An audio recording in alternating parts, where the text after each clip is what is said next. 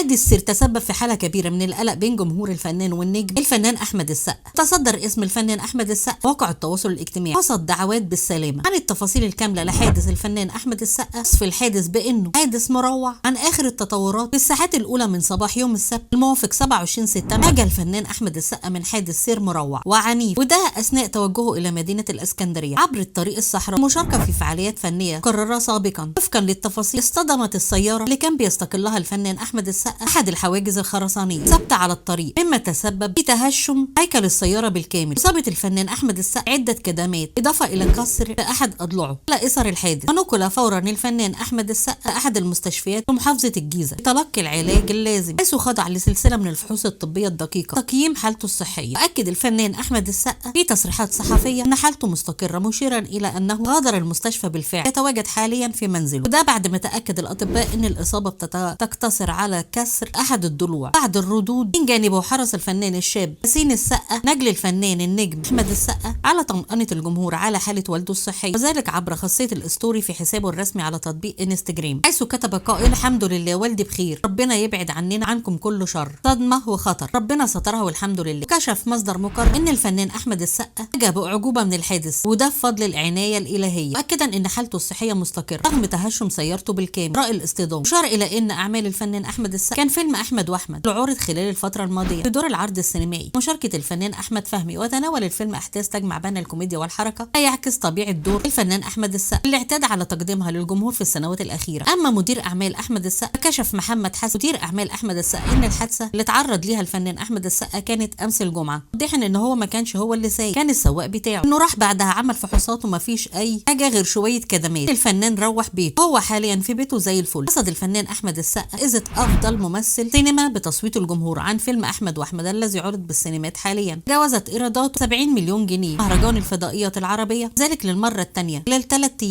ايام فقط. قصد الفنان نفس الجائزة منذ ايام من حفل ديرجس. استعد الفنان احمد السقا تصوير فيلم هيروشيما خلال الايام المقبلة، ده طبعا بعد تعافيه باذن الله، بيتعاون فيه مع مخرج احمد نادر جلال بعد تعاونيات سابقة ناجحة لهم، كان اخرها فيلم احمد واحد. وبعد احمد واحد يقدموا فيلم هيروشيما، عد من الاعمال السينمائية الضخمة المنتظرة، ستدور احداثه في اطار من الاثارة والتشويق مع طابع اكشن مميز اعتاد عليه جمهور احمد السقا منه. متوقع ان يضم الفيلم نخبة كبيرة من النجوم زي ياسمين رئيس، حنان مطاوع، ودياب، وعمرو عبد الجليل، وعلاء مرسي، وناهد السباعي، وهدى الاتربي، وعدد من النجوم